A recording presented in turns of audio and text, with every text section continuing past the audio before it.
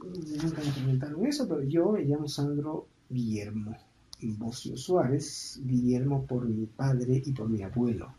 Ah, Eh, Mi abuelo era italiano, vino aquí en una época muy pobre. Administró luego el cine, o los cines aquí en Huancayo, sobre todo el cine, el Teatro Huancayo. Y ya con mi padre administraron y empezaron a ver otros cines aquí en la ciudad, ¿no? Entonces ese es el nombre que yo llevo por parte de ellos. qué bonito, maestro, un nombre heredado. Maestro, buscando información acerca de su biografía de usted por las redes, ¿Mm? encontré que hay un cuento, Caminos de Sangre, del año de 1986. Sí, sí, Dice, no es un cuento, es una novela. ah, Y si gustas, yo te la muestro un ratito, porque esto yo no se lo muestro a nadie. Lo que pasa es que estoy trasladándome a mi domicilio, ya como te comenté. sí, sí. Entonces he sacado todos mis libros y justamente encontré ahí el Caminos de Sangre, que es una novela inicial que yo empecé a escribir cuando era bastante joven, probablemente a los 16 o 17 años. Ya había escrito cosas anteriores, pero eran todavía más iniciales que esa. Pero esa novela fue impactante, una novela proto-realista, una novela indigenista, si tú quieres, o neo-indigenista tal vez, pero que cometió un gravísimo error, porque trataba del tema religioso, el tema de un sacerdote que se rebela contra una potestad pueblerina, pero ya vivíamos la situación del terrorismo, de la subversión, y no toqué absolutamente nada del tema. Ah, Entonces, cuando ganó un premio, incluso a nivel nacional en Arequipa, y estuvo a punto de publicarse, yo después desistí. Fui y le dije al dueño de la. editorial. No era una editorial, sino era una fundación, la Fundación Alfonso Buróncole Carreón. Y a él yo le dije, le fui a devolver el cheque y le dije, por favor, no quiero que se publique. Una magnífica persona me dejó el cheque y no publicó la novela. Y en el transcurso, y creo que hubiera sido tedioso y malo para mí, porque mi estilo no es un estilo neoindigenista, sino que yo estaba aprendiendo a hacer las cosas. Entonces, no se publicó y de ahí fui en algún momento sacando, rescatando elementos que me sirvieron para otras novelas, para otros libros. Esa es la historia de esta novela, que nunca se va a publicar, por supuesto, pero sí tiene pues una historia muy interesante, muy simpática. El siguiente año ganó el Premio Latinoamericano de Literatura no, en Arequipa ganó el Premio Nacional Novela. Y el próximo año ganó el Premio Internacional de Novela. Entonces me parece que no era una mala novela, pero pues no estaba a mi alcance, ¿no? Gracias, maestro. Corríjame si estoy equivocada. Luego, Llanto en las tinieblas en el año 2002, Crónica de amores furtivos en el año 2008, Sabatorio, Reflexiones de un buen salvaje en el año 2009, Cassandra y nueve mentiras menores en el año 2011, La fauna de la noche en el año 2011, Territorio muerto en el año 2014, El aroma de la desidencia en el año 2016. Uh-huh. Creo que La fauna de la noche es del año siguiente, el 2013 me parece. Ah, ya. Pero el resto sí tienes mucha razón, mucha razón. Hay, el último libro publicado es un libro de cuentos llamado eh, Noche de Ronda. Otro. ¿En qué Sí, año, maestro? está ahora justamente va a salir. Lo que pasa es que recién se ha publicado este año Ya. y solo hemos vendido un poquito a los chicos, pero el próximo año es que sale a la venta, ¿no? Noches de ronda. Noche de Ronda. Ah, no. Y otra cosa que va a salir el próximo año también es un libro de 250 microcuentos de terror. Ah, ¿Sí? Ya tengo la editorial en Lima, todo está perfectamente planeado para el próximo año. ya, maestro. Entonces, espero estar ahí ya con mis alumnitos. Muy bien. Maestro, de todas las obras que he mencionado, ¿cuáles corresponderían a su etapa inicial como escritor?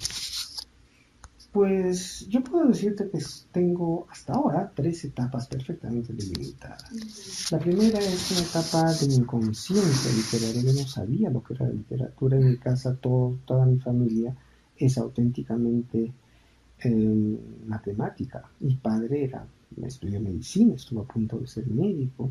En fin, una serie de situaciones así con mis tíos que eran ingenieros y me decían, jálate en lenguaje, pero no te jales en matemática. Y yo hacía lo contrario. Tenía además mis primos que se jalaban, bueno, ellos ni siquiera se jalaban, eran muy buenos estudiantes. Leían bastante. Yo no leía. Yo te cuento un poco. Yo empecé a leer a los 8 años de edad, que es una etapa tardía para la lectura.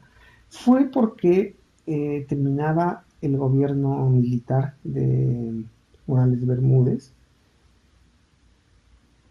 y la letra corrida nos la pasaron a la letra script. Entonces yo ingresé con la letra corrida, todavía hasta segundo de primaria hice letra corrida, pero luego nos cambiaron a letra script. Entonces empezamos nuevamente con letra script hasta cuarto de primaria. O sea, mi situación política y educativa fue bastante diferente, bastante distinta, ¿no? Yo aprendí a los 8 años sin haberme jalado nunca nada. Y de los 8 años hasta los 12 años no leí absolutamente ningún libro. Yo lo que leía estrictamente eran cómics. Ahora llamados cómics, antes se llamaban chistes, ¿no? Y esto, además, tengo que decirte que me sirvió muchísimo para industrializar lo que iba a ser luego mi carrera literaria. Porque yo ya a los 12 años sabía perfectamente en qué momento se empezaba, en qué momento continuaba, cómo se terminaba. Todo estaba perfectamente planificado en mi cabeza. Pero desde el aspecto, pues, desde el aspecto del cómic, desde el aspecto iconográfico, ¿no? Pero todo lo manejaba el cómic ya, por ejemplo, un flashback lo hacía perfectamente. Y eso yo empecé a hacerlo porque mi abuela, por otro lado, falleció cuando yo tenía 12 años. Y tienes que saber esto, porque esto es muy importante. Mi abuela fue una de las forjadoras de mi espacio. Mi abuela era de Payacaja, una bella mujer, una mujer muy aguerrida, muy trabajadora, muy blanca también, que me dijo, hijo, vamos a contarte historias. Ella era baldada, caminaba muy lento, así que yo llegaba del colegio, hacía mis tareas y a las 5 o 5:30 de la tarde la llevaba a su habitación que estaba en el segundo piso. Y me quedaba con ella hasta las 10 de la noche en que mi madre regresaba del trabajo.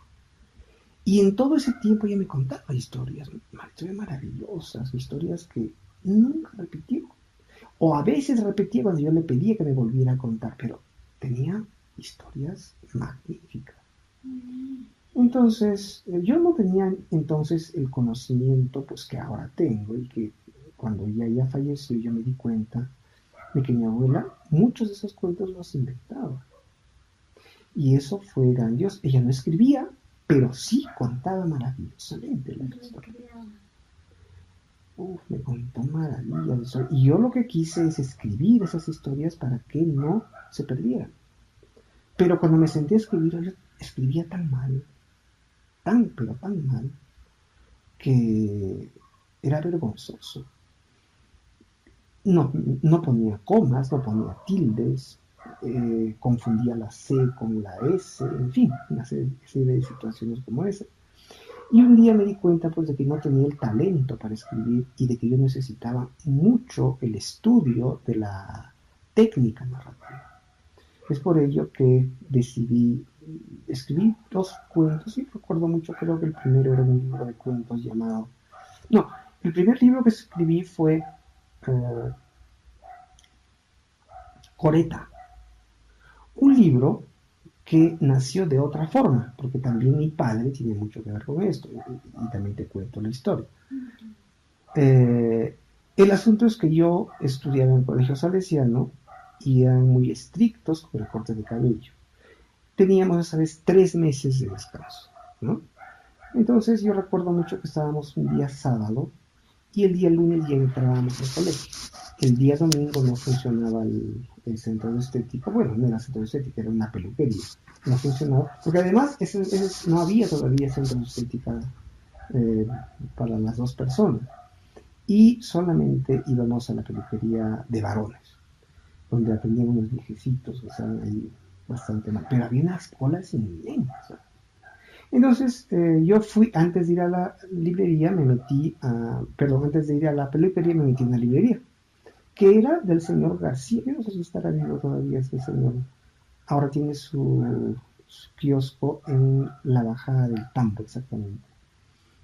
De periódicos. Sí, de periódicos. Pero antes él tenía en la calle Callao, lo que se llamaba el Callao, donde ahora queda la oficina del Banco de Crédito.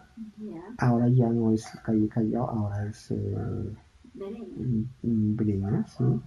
Ahí tenía él su librería y vendía periódicos y todo, pero también tenía muchos cómics.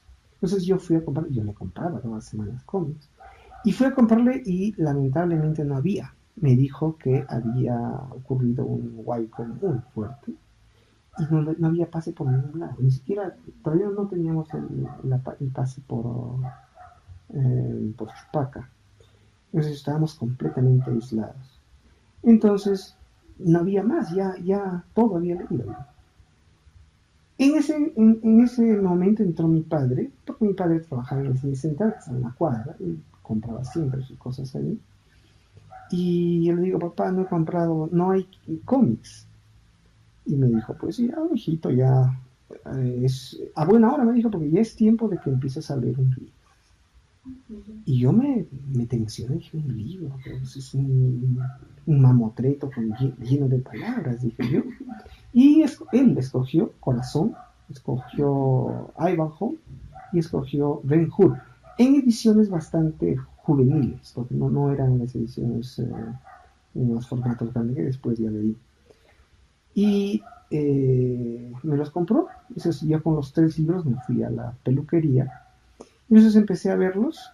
Todo estaba lleno de letras y letras y letras y letras.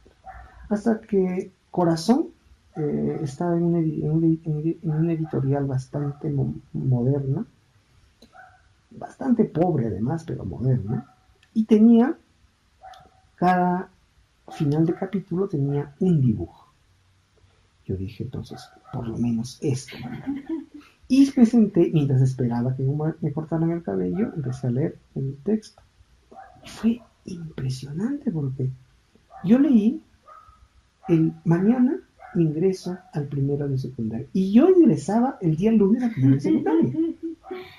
Eso fue maravilloso, maravilloso. Entonces empecé a leer y seguí leyendo y me envolvió el tema. Aparte de que estaba ambientado en 1860 en Italia, en una época paupérrima de Italia. La situación económica era atroz. Y lo más interesante es que los meses, porque empezaba en julio, no, empezaba en agosto, septiembre, octubre, noviembre, diciembre, enero, febrero, en fin, eran 9 meses de estudios escolares. Y al final de cada mes había un cuento maravilloso. O sea, el libro estaba, aparte de los 9 capítulos, los 9 meses, teníamos 9 cuentos maravillosos. Uno de ellos, pues, es De los Apeninos a los Andes, que es el cuento de Marco. No es otro del cuento de Marco. ¿Te acuerdas tú de Marco? Claro, Marco. Ese está ahí, como otros tantos cuentos más. Un libro espectacular, me fascinó. Leí luego el segundo libro que me mandó mi padre, leí Ben Hur, que también me gustó mucho, pero me gustó tanto este primer libro que ya había muerto mi abuela, entonces yo dije, voy a salir a buscar la segunda parte. Ya se solucionó el tema de los huaicos y todo eso, entonces yo buscaba la segunda parte además acostumbrado a los cómics, ¿no? Buscaba la segunda parte Y pues no encontré nunca el libro, porque no hay segunda parte de ese libro. Yo no sabía que no había una segunda parte. Entonces, creo que ese momento fue impactante para mí, porque ahí dije, no hay un segundo libro, entonces yo lo voy a escribir. Y cogí un personaje de la novela, que es Coreta, un amiguito de Garoffi, y no, te miento, no es Coreta, es Garoffi el nombre de mi libro, y es el personaje al que saqué, Garoffi es. Entonces, con eso escribí también una réplica, ¿no? Una situación de mi vivencia en el colegio, donde metí incluso a Domingo Sabio, yo no me acuerdo muy bien, pero fue un libro malísimo probablemente, pero fue un libro muy bueno en el aspecto de descubrirme como escritor. Yo no sabía lo que era ser un escritor, yo no sabía lo que hacía un escritor, hasta que escribí ese libro. Y en mi casa ya todos empezaron a preocuparse un poco porque yo me dedicaba a escribir. Y escribía en realidad a mano y luego pasaba a máquina. Entonces yo recuerdo mucho que un día mi madre se lo contó a mi papá y mi padre me llamó por teléfono y me dijo, hijito, ¿qué estás escribiendo? Pues papá, yo no lo sé, le digo, pero tengo un texto. Ah, un cuento, me dijo. Y yo le dije, no es un cuento, es algo más de un cuento. Entonces me dijo, entonces es una novela. Y yo recién me enteraba de que se llamaban novelas. Entonces, eso fue, así fue como yo me inicié. Es por mi padre, por un lado, y por el lado de mi abuela, magnífica, maravillosa, que me contaba tantas historias y que con ambas situaciones pude consolidar un espacio que a los 13 años ya me tuvo definitivamente cogido y yo pensaba siempre que iba a ser escritor. Esa es la etapa de la de la inconsciencia. Esa es la parte de la literatura inconsciente, yo no sabía lo que es. Pasé a la segunda etapa en la que ya empecé a conocer la literatura, empecé a leer libros más literarios. Todavía no leía técnicas literarias, pero sí leía novelas, cosas interesantes. Y ahí es donde escribí el Caminos de Sangre. Escribí esa novela, la mandé a un concurso a Arequipa, ganó. Y me gustó mucho pues escribir, ser premiado, en fin. Escribió otra novela bastante mala en realidad, una que se llama Huellas de Agonía, que es una novela sobre negros, sobre la esclavitud en el país, que definitivamente tampoco salió publicada ni va a salir nunca, pero probablemente lo que pueda hacer es cambiar algunas cosas y escribir un cuento largo, ¿no? Eso sí yo creo que puede trabajarse. Entonces, esa es la segunda etapa, pero la tercera etapa, la etapa del conocimiento literario, es una etapa que empieza cuando yo ya cumplí 19 años, porque yo ingresé a la universidad un poquito tarde de todas maneras, porque yo incluso tuve una estadía de 8 meses en el hospital en Lima. Entonces luego de eso ingresé a la universidad. Pero yo me hice el firme propósito de aprender literatura, necesariamente. Y no tenía otra forma de aprender que leyendo, así es que empecé a comprar libros y empecé a hacer un trabajo de lectura tan definitiva y tan seria que acopié una cantidad enorme de libros. Y empecé a trabajar literatura griega, literatura egipcia, literatura romana, literatura india, literatura japonesa, literatura china, y en fin, y empecé a crecer en el tiempo, en literatura del medioevo. Sabemos que a partir del año 500 hasta el año 900 aproximadamente no tenemos absolutamente nada, porque todo lo quemó la Iglesia Católica, ¿no? Pero luego ya tenemos libros que precisamente porque no querían que tengamos un conocimiento cercano con la literatura de nuestro espacio, empezaron a entrar literatura de otros lados. Y así es como llega el año 900 precisamente, eh, la obra esta maravillosa de Las Mil y Una Noches. Las Mil y Una Noche debe ser, pero hay otros términos que dicen que es Las Mil y Unas Noches. En fin, hay muchas versiones. Pero el hecho es que esta obra es maravillosa, interesantísima. Dicen que a partir del cuento número 800 la literatura se hace mucho más erótica. Pero ahora, pues lo erótico, amigos, es tan absolutamente distinto que no tiene nada que ver con lo que podría ser, ¿no?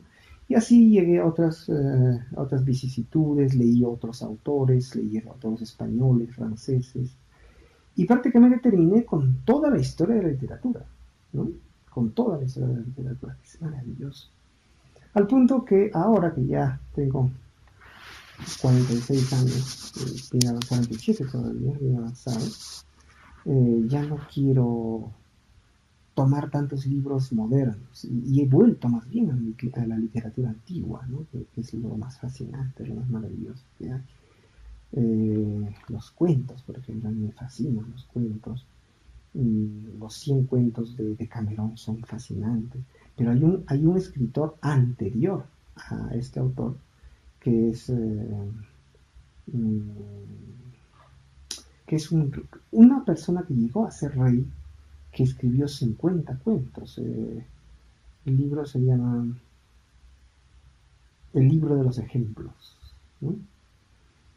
Unos cuentos maravillosos, unos cuentos de 1230, 40 más o menos, pero fantásticos, absolutamente maravillosos. Tenemos también a Margarita de Brabante, que escribió Heptamerón. Y entonces todo eso lo fui conociendo de la nada, porque nadie me enseñaba esas cosas.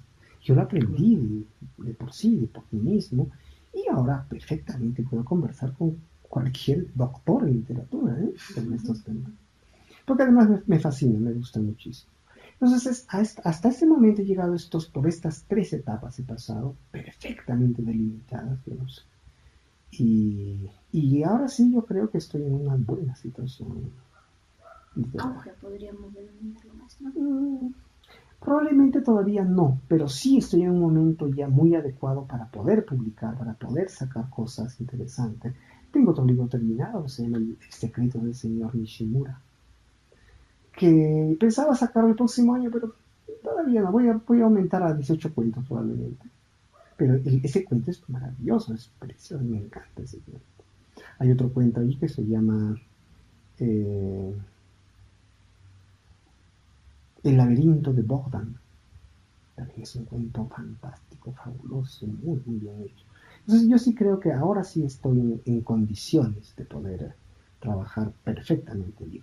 Y otra cosa interesante es que yo no tengo ni he tenido nunca ningún apego por avanzar rápidamente. Yo no he querido nunca. Me han ofrecido, yo tengo amigos en España, en Francia, que me han ofrecido trabajar, publicar, pero yo no quería porque todavía no estaba en su momento. Ahora creo que sí. Maestro, ¿cuál es el nombre de su abuela?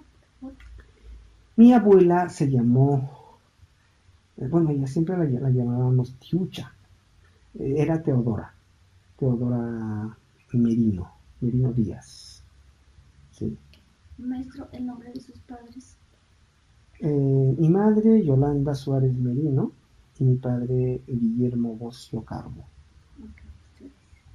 Maestro, ¿a qué género más le tiene predilección? Bueno, ya por todo lo que me ha comentado.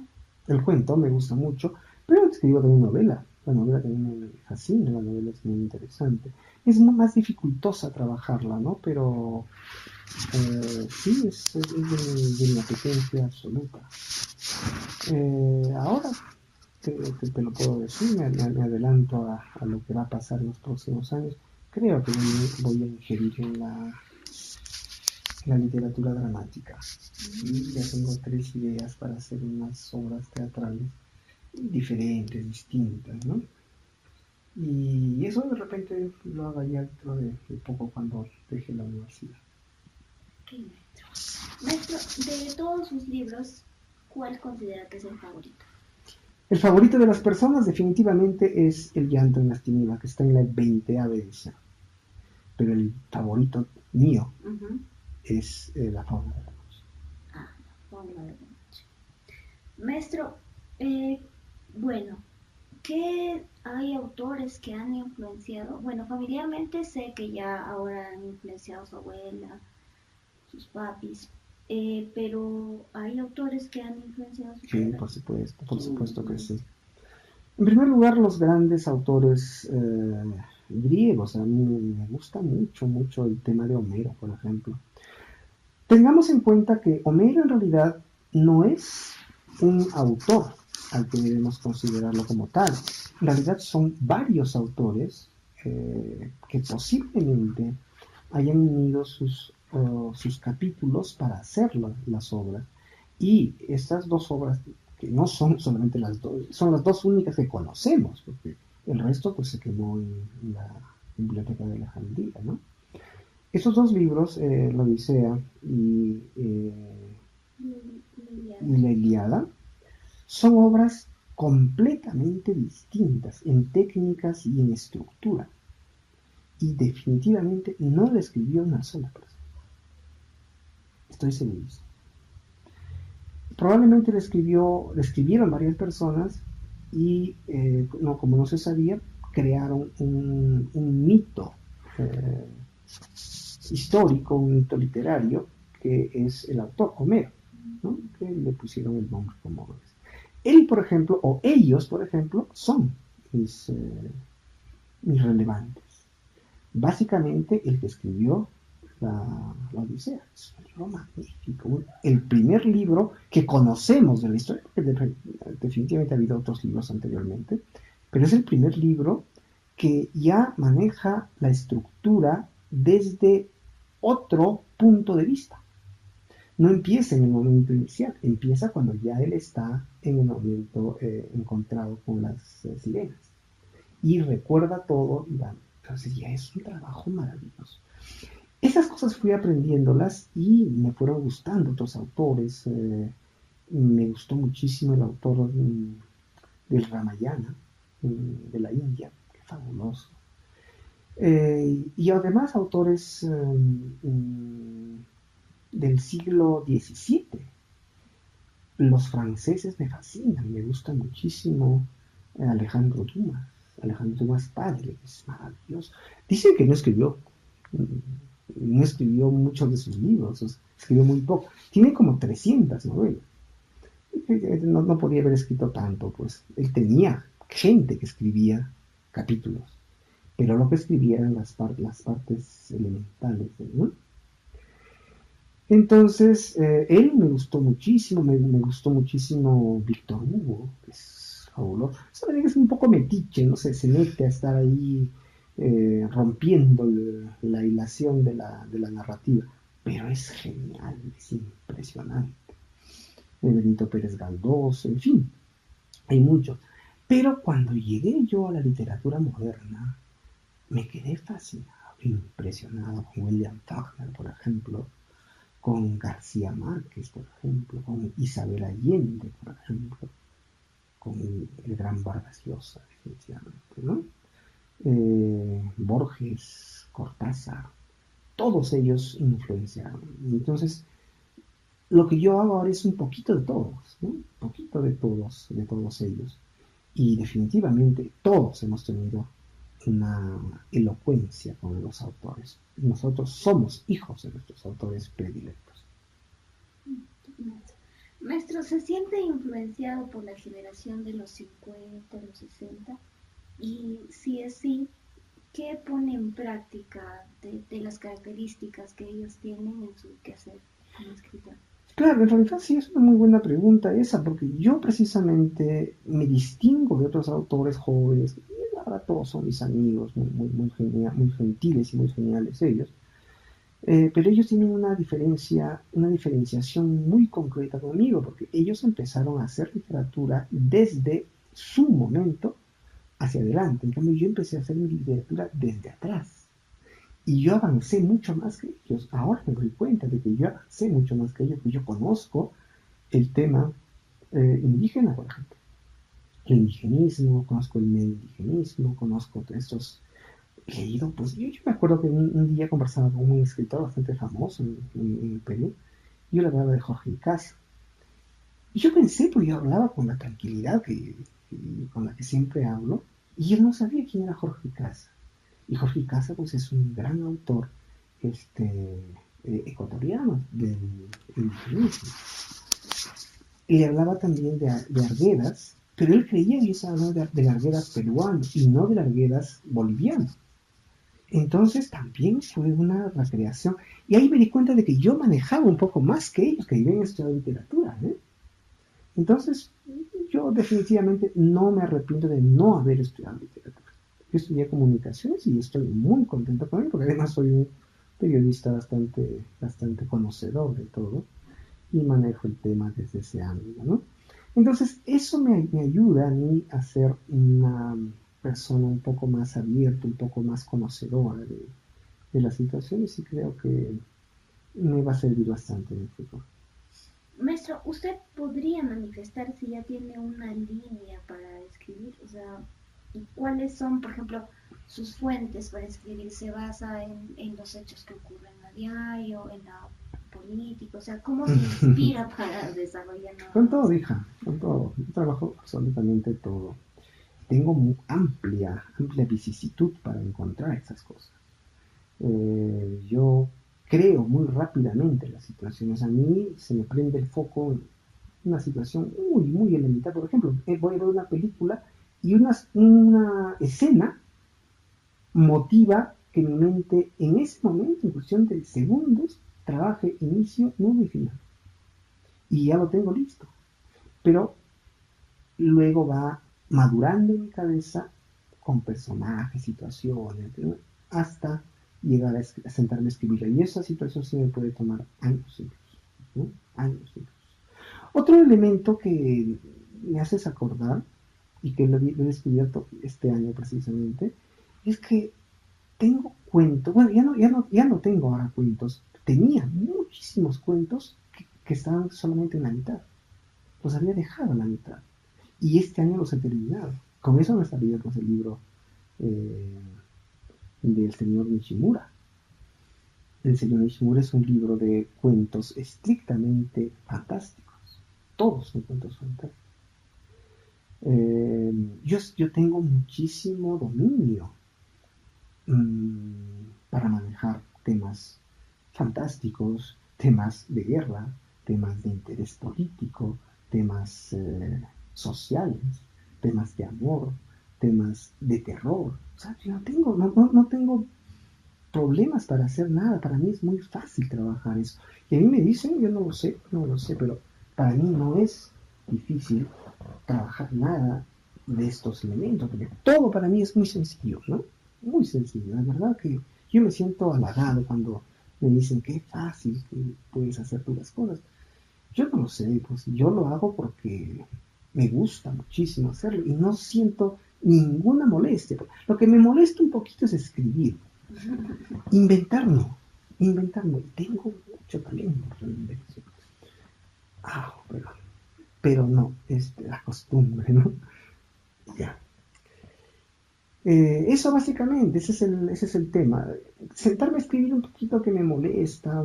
Teclear, maestro. Buscar palabras, porque yo soy, eso también es otro hecho, eso sí es parte de mi trabajo. Yo soy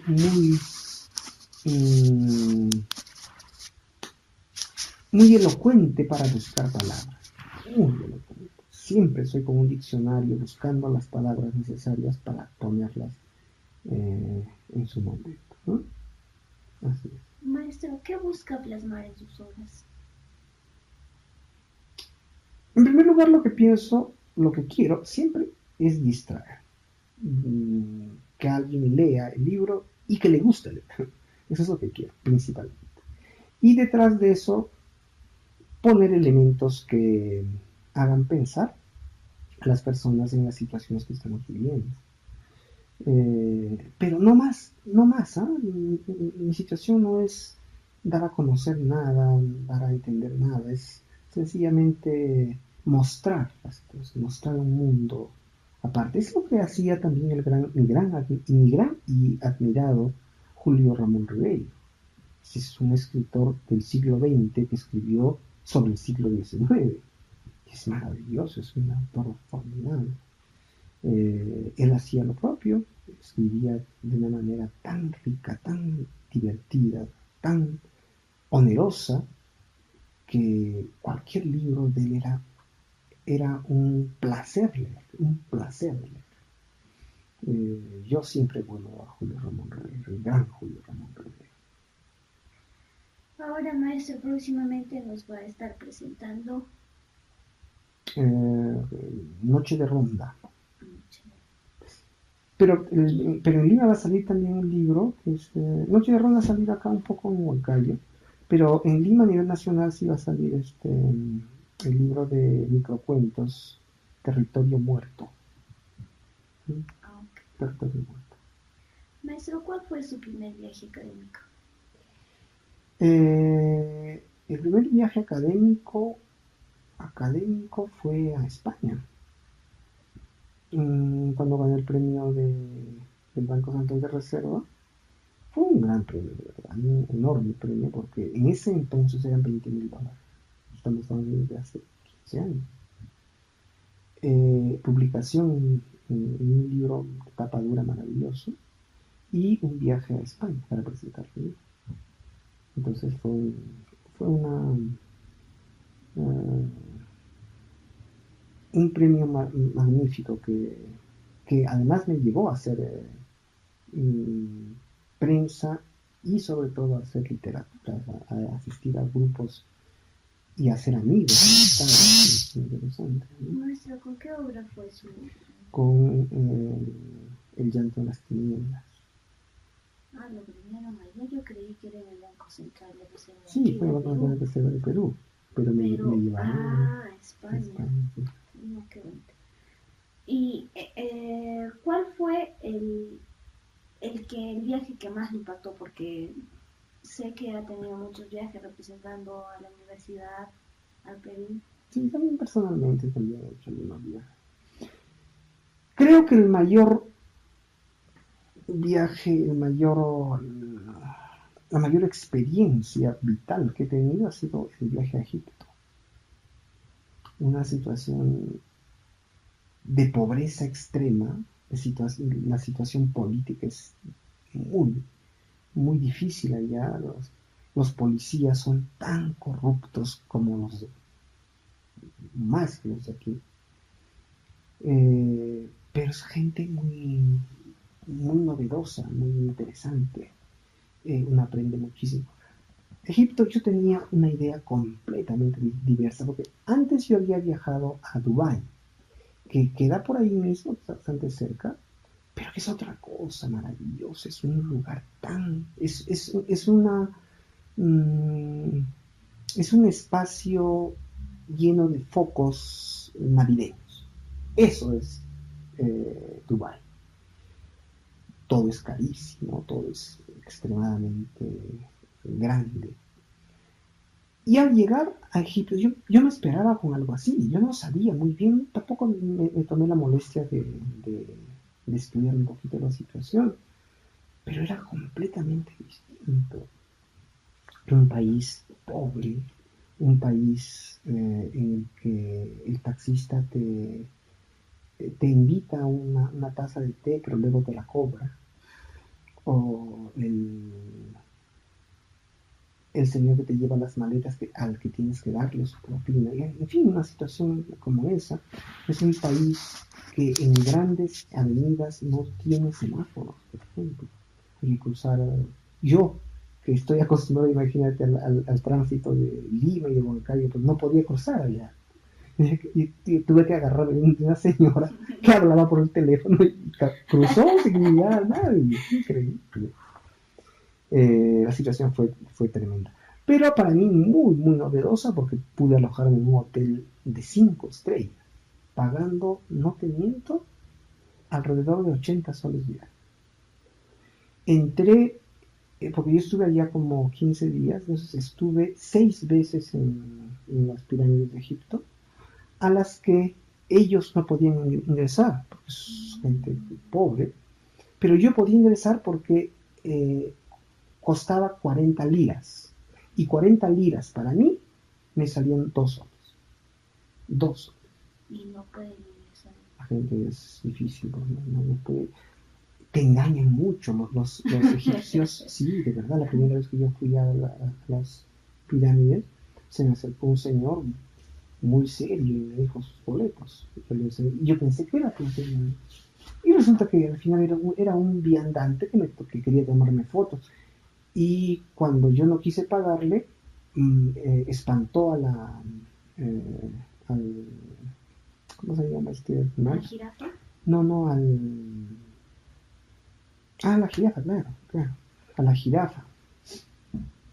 Y yo llamé a la policía, pues en ese caso ya me hicieron caso, felizmente pude salir.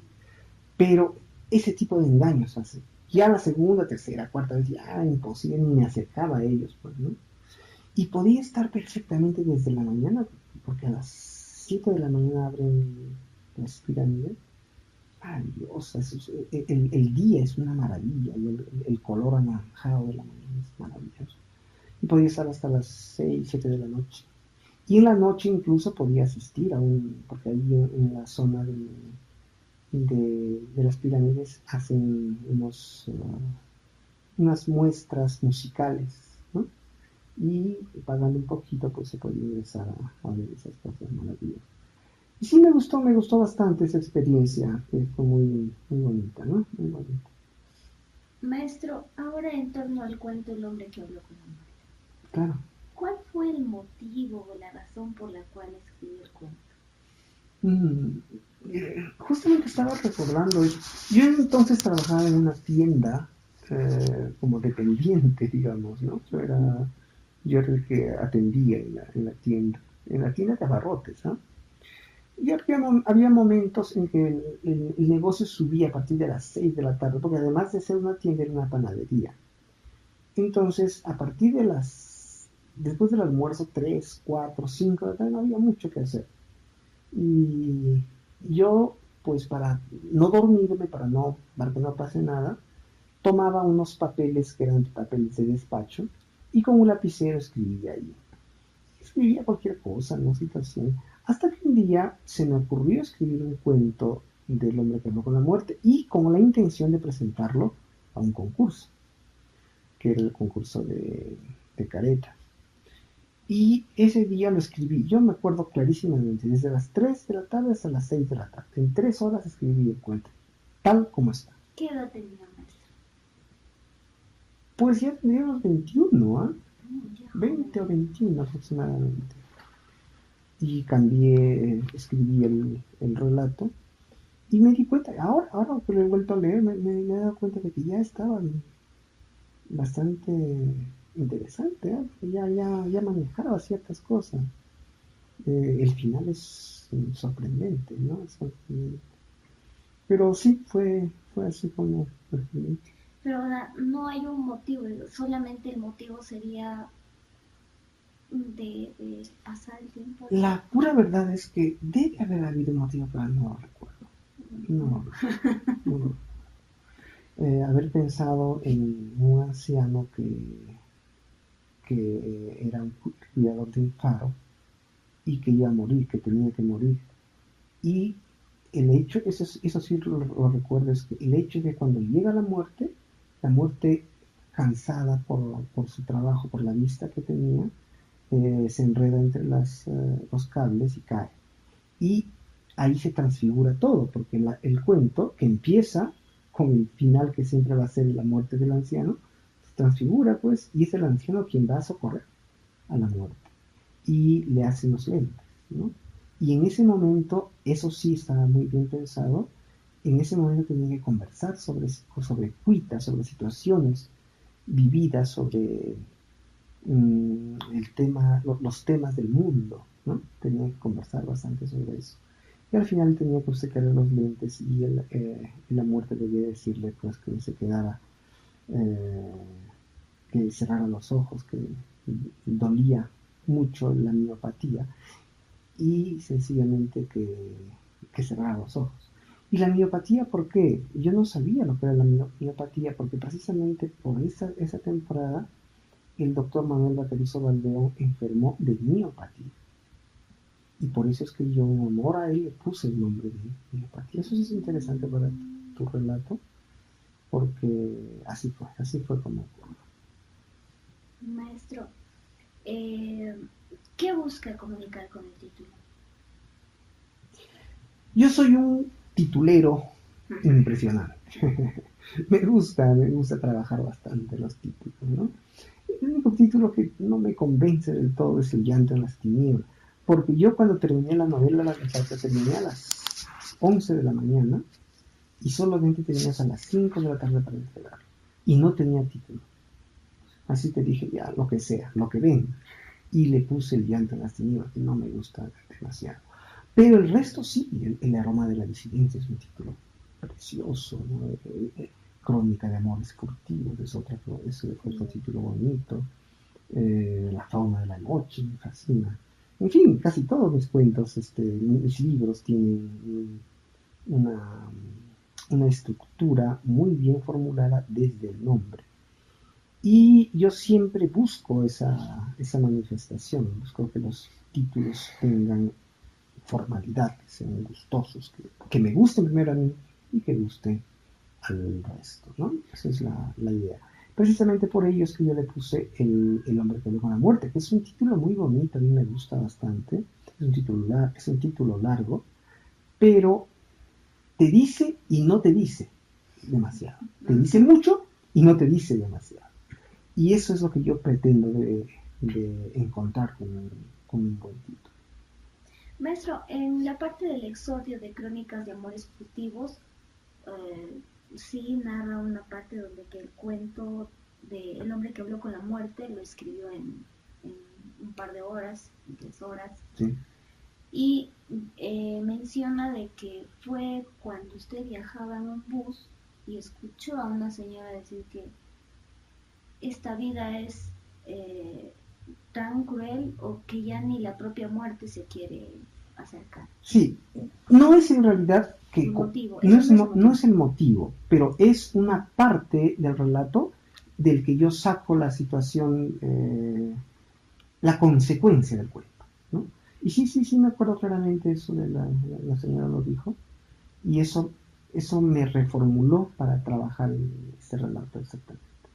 Maestro, ¿por qué eligió el nombre de Jonás? ¿Tiene alguna relación con...? Era un nombre bíblico. Exacto. Jonás y la ballena. Sí. Y tiene, ¿no? Sí. ¿Alguna relación? Justamente por ello. Sí. Maestro, usted me comentaba que el lenguaje que utilizó es de tipo culto. Uh-huh. ¿Por qué? Quizá porque corresponde a su etapa ya de conocimiento. Sí, ya había entrado a una etapa de conocimiento y ya estaba en todo caso al inicio del espacio del conocimiento que iba a tener después. Hay un elemento bastante divertido que te voy a contar ahora, que precisamente acabo de acordarme, es de que mi amigo Alfonso Buroncle Carreón, el dueño de la... no, de esa organización que plantea sí, el que le devolvió el que organizó que organizaba el concurso de novelas, ¿no? Él le gustaba muchísimo cómo yo escribía de la primera forma, bueno, en este caso de la segunda forma en que yo lo hacía, porque yo recuerdo mucho que cuando gané el premio de Caretas, yo le entregué un cuento, me lo publicó Caretas, yo se lo entregué a él, se lo mandé, creo que por un correo, y él me dijo, cuando yo fui a verlo, me dijo, pero eso no es tuyo. Yo le dije, sí, es mío, pero pero no eres tú, me dijo, es otra cosa, es diferente. Sí, le digo, yo creo que es diferente, es distinto, pero ¿te gusta o no? Le dije. Y me dijo, no, no me gusta. Y yo me sentí un poco mal, un poco triste por la situación, pero ahora yo entiendo perfectamente. A él era una persona que tenía otro tipo de formación, ¿no? Él era médico, quería ser, y le gustaba mucho la literatura fácil, y no le gustaba la literatura. Y más bien ahora ya me siento alegre de esa situación, porque eso estaba sirviendo de crecimiento en mi vida. Y así fue.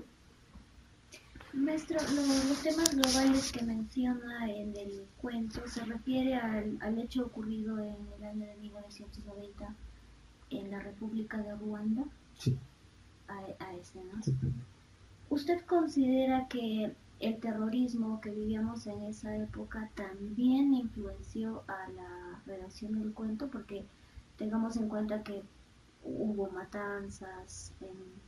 Sí, pero hay una situación bastante disconforme aquí, porque como tú puedes ver, yo escribí en el momento de la sangre, pero no toqué en absoluto el tema.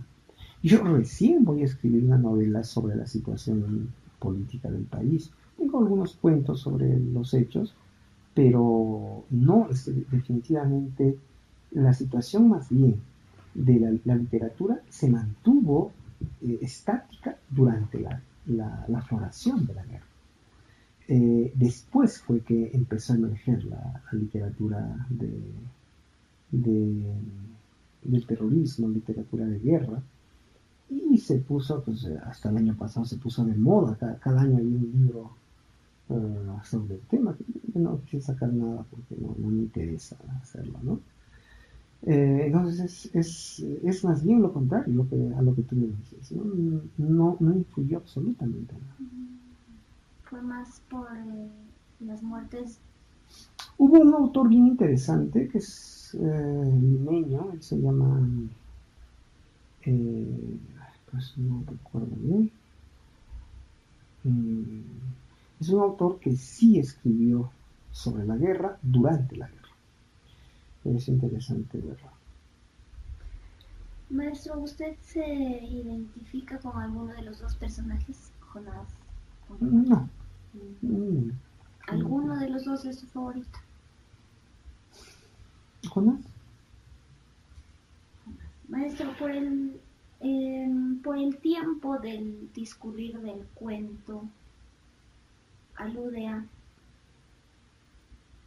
teniendo en cuenta que el tiempo dentro de un cuento es la duración. Sí, en realidad es un cuento amplio, diría yo, temporalmente amplio, porque es un cuento que se puede situar perfectamente entre 1950 y el año 2000.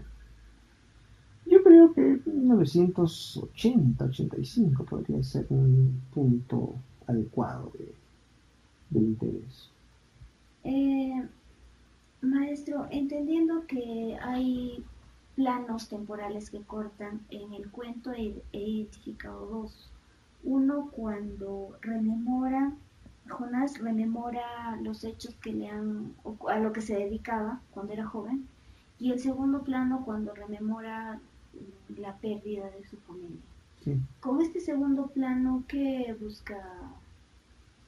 Hacer un rompimiento temporal que precisamente dé a conocer elementos de la vida pasada de Jonás, cuando con ciertos elementos vamos descubriendo la muerte de su esposa. En realidad parece el suicidio de su esposa. Uh-huh. Y yo tampoco no sé si será un suicidio o ha sido un suicidio, ¿no? Pero intenté darlo a conocer,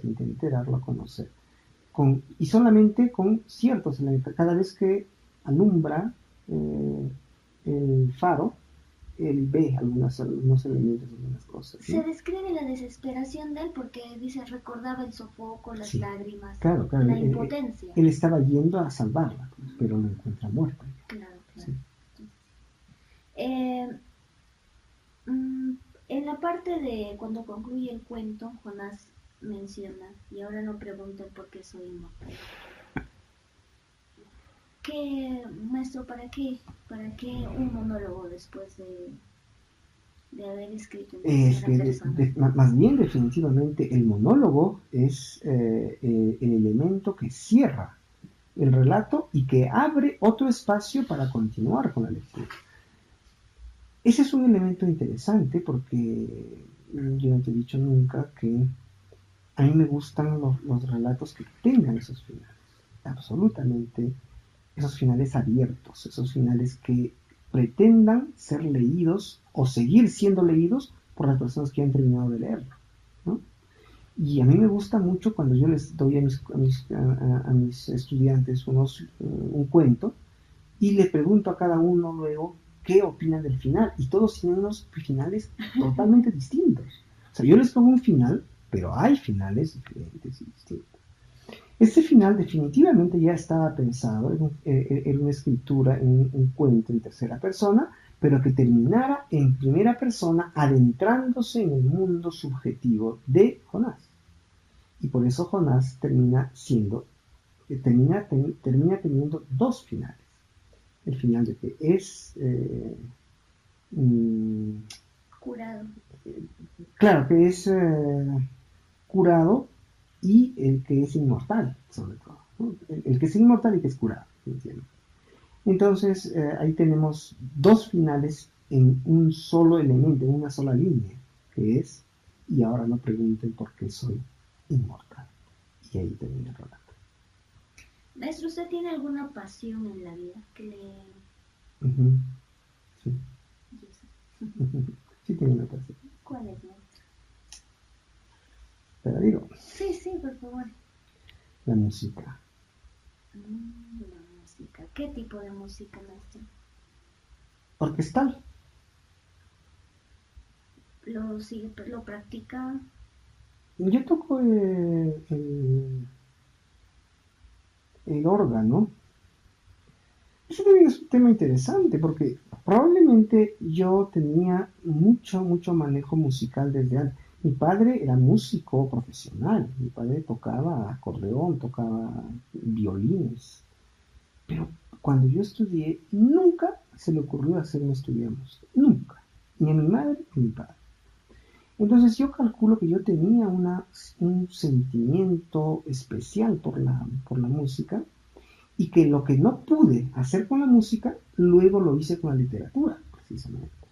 Porque ya no pude tocar pues nada, no podía tocar instrumentos, no sabía, no sé música hasta ahora. Pero sí me di cuenta de algo maravilloso, que yo tengo alrededor de 25 piezas orquestales compuestas. Y eso sí, no lo sabe nadie, no quiero que lo sepa nadie tampoco. Pero eso sí me fascina, me encanta. Me encanta estar solo, me encanta trabajar, me encanta hacer obras musicales muy bonitas. Justamente hace un ratito estaba encontrando unos temas. Y si yo hago música, de repente en algún momento se me ocurre más adelante trabajar un poco de la orquestación de esta música para presentarlo al público, ¿no? Pero en realidad solo para divertirme, solo para divertirme. Entonces podríamos ver ahí una faceta de la música de usted. De repente. ¿Algún deporte, maestro? Algo interesante sobre la música te voy a contar es que cuando yo me casé, eh, el vals de la boda, yo la compuse. Qué bonito, maestro. Sí. Qué romántico. Deportes, muy poco deporte. Voy a intentar, he hecho una temporada, he hecho fisicoculturismo, que me gusta bastante, pero soy bien flojo, soy bien flojo. Pero ahora voy a retomar un poco el fisicoculturismo, ahora que me sale un poquito del corte. Y eso es lo único que me gusta, porque el fútbol no me gusta absolutamente nada y lo detesto, lo detesto. El básquet, algo, ¿no? Para ver. Pero lo que sí me gusta es el físico. Maestro, ¿por qué no al fútbol? Me parece un deporte estulto, un deporte hipócrita, me parece un deporte falso. Porque puede ser bueno probablemente, pero la gente que lo vive, que lo rodea, pues concibe una situación para vivir otra. Eso es lo que pasa. Y es por ello que no me gusta. Aparte de que no me gustan los pases, ¿no? Una vez me senté a ver un partido de fútbol, aunque no me creas, estuve 17 minutos viendo el partido. No pude definitivamente. Sí, mi esposa es la que se quedó viendo. Ella sí, a mis hijas les encanta el fútbol, ¿no? Pero a mí no me llama la atención. Yo prefiero leer algo. Maestro, ¿cuál es su plato favorito? Sí, tengo varios. Y eso sí te digo, en el Perú se come lo mejor del mundo. No hay otro lugar donde no se coma tan agradable como el Perú. A mí me gusta muchísimo la papa a la huancaína, me gusta mucho el rocoto relleno, me gusta mucho los tallarines, me fascinan. Me gusta el chifa. O sea, aquí sí tenemos para comer de todo. Maestro, ¿le gusta más la música más que escribir? No. Hay momentos en que yo escribo normalmente con música, pero tengo que apagar la música para dedicarme a situaciones, momentos específicos, ¿no? ¿Qué opina de la política regional? Penosa, amiga mía, penosa, lamentablemente ha decaído enormemente. El señor Cerrón, por ejemplo, trabajó de la mejor manera. Y lo digo, aunque te rías tú, que en realidad es uno de los que mejor ha trabajado la situación, sin haberlo hecho bien, ¿no? Pero el señor que se está yendo es una vergüenza, es una vergüenza cómo ha trabajado, cómo ha hecho las cosas, cómo se ha enriquecido con el dinero del pueblo. Lo mismo pasa con los alcaldes, los tres han trabajado de manera negativa. Ahora bien, hay que ver bastante bien el trabajo del señor Chamorro, quien ha estado prácticamente en el ojo de la tormenta. Todos lo han atacado a él. Por ejemplo, la empresa Caja Huancayo se volvió enemiga de él y no lo apoyó absolutamente en nada. Y parece que ahora ya va a tender a hacerse independiente, que no va a pertenecer a la municipalidad. El hecho de que haya trabajado el señor en la plaza de la Constitución, que no es la plaza de armas, es otro elemento negativo para él. Ha hecho muchas obras alrededor, ¿no es cierto? Pero yo creo que debió haberse abocado a una sola cosa, que es lo que necesitamos, que es la desorganización del, de los bullicios y de los problemas que tenemos con los automóviles diarios. Yo creo que con eso sí hubiera sido mucho mejor. Y el próximo que llegue a ser mejor y a ser otra cosa interesante. Lo que nos pasa a nosotros, y no solamente a nivel regional, a nivel nacional, incluso es que no tenemos planes rector. Porque si tuviéramos un plan rector aquí en Huancayo hasta el 2050, por ejemplo, todos los que ingresen tendrían que hacer lo que ya está establecido. Porque si no, cada quien entra y deshace lo que se ha hecho. Y vuelven a hacer otra cosa y no quieren hacer lo que ya hizo el otro porque no quieren mezclarse con él. Y ese es un problema muy grande que tenemos en Huancayo, que tenemos en Jauja, que tenemos en Concepción, que tenemos en Chupaca y que tenemos en toda la región Cáceres y en todas las regiones del Perú. Es una situación que debería de cambiar. Maestro, ¿usted apoyó a alguien en su carrera política? Pues yo no tuve carrera política propiamente, pero sí soy un hombre muy político, muy apuestado con la política. ¿Apoyó, pero en estas elecciones o en elecciones pasadas, no, algún candidato, alguna candidata? No a nadie. En estas elecciones sí apoyé definitivamente al señor Cerrón, me parece una muy buena opción, ya mejoró bastante, aprendió en su gestión anterior. Y sí lo apoyé porque confío en él. espero que trabaje bien. Espero que además traiga el aeropuerto, porque a mí sí me interesó mucho el trabajo que él puso, que fue el aeropuerto, traerlo a Huancayo, porque Huancayo necesita un aeropuerto. El aeropuerto de Jauja perfectamente, está muy bien ahí. No va a crecer más, además, tampoco. Entonces, Huancayo necesita un aeropuerto internacional. Necesitamos movernos, movilizarnos por espacios, tener un viaje a Arequipa, tener un viaje a Pucallpa, tener un viaje a Lima, tener un viaje a otras ciudades, ¿no? Entonces, yo creo que es una invalidez del gobierno del Ministerio de Transportes no permitir que se construya aquí un pavimento que sea internacional en el aeropuerto. ¿No sé usted en algún momento postularía? Nunca yo, nunca. Eso sí te lo doy por certificado. Nunca postularé. Maestro, en torno a su labor como comunicador, ¿alguna experiencia que nos pueda compartir? ¿No? Tengo muchas. La más, Una irónica. pues, en realidad fue la situación del encarcelamiento que tuve por el gobierno de Alberto Fujimori, que fue un dictador absoluto, que fue un hombre al que jamás le rendiría ningún homenaje. Y el señor Montesinos, que también fue el principal canalla del grupo, ¿no? Yo era bastante joven, tenía pues unos 28 años aproximadamente. Había nacido mi hijita ya, la mayor.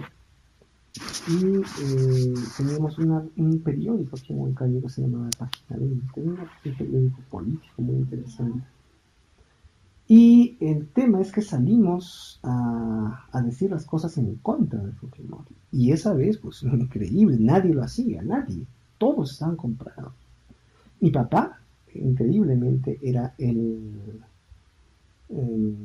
prefecto de la mancomunidad Cáceres, que era Huánuco, Pasco, Junín y Tayacaja. De todo eso, mi padre era el encargado político. Y mi cuñado, o sea, el esposo de mi media hermana, era el presidente regional, de Manuela Villanueva. Y yo era todo, absolutamente todo lo contrario a ellos. Yo me enfrentaba a la situación. Hasta que en una ocasión llegaron dos personas eh, a, pidiéndonos que le vendiéramos la contraportada de Página 20. Y era interesante porque nos ofrecían un buen dinero, pero yo me di cuenta de que esta situación iba por otro lado, porque ellos nos preguntaron también cómo sería si nos venden, aparte de la contraportada, también la central. Y además la posibilidad de poder comprarnos todo el periódico y darnos 10.000 soles semanales. O sea, nos iban a dar 40.000 soles mensuales.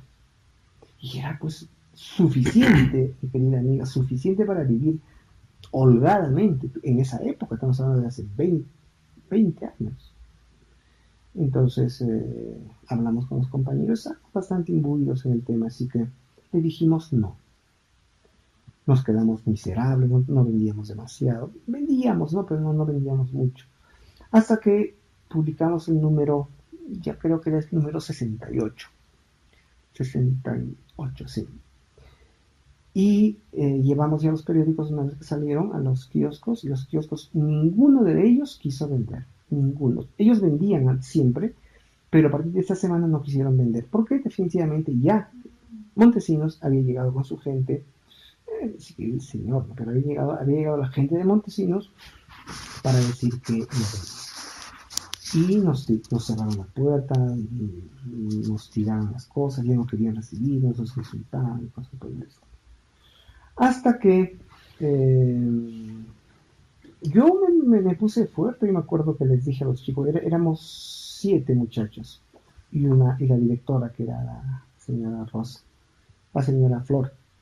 Entonces yo les dije, vamos a venderlos directamente nosotros, vamos a venderlos en las esquinas. Empezamos en Ayacucho, en Cusco, en Puno, en Breña, en Lima. y llegamos hasta Loreto. Y vendimos, en ese instante, en 2 horas vendimos 800 ejemplares. Los 800, porque nosotros tirábamos 400 semanales, pero ese día, porque era ya el cierre de la campaña, tiramos con 800. Y fue un número espectacular. Yo me acuerdo que yo había llegado a Huancayo y la Universidad del Centro ya se puso valiente y salió a marchar, a romper las cosas, y le avisaron a Fujimori.